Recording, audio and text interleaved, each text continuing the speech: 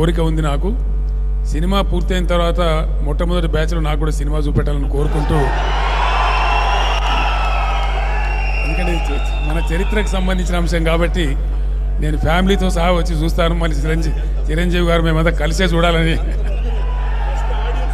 first audience ఈ batch, stage మీద ఉన్న బ్యాచే ఫస్ట్ ఆడియన్స్ కావాలని చెప్పి అందుకు అవకాశం బాలకృష్ణ గారు కల్పించాలి, దర్శకులు గారు కల్పించాలని కోరుకుంటూ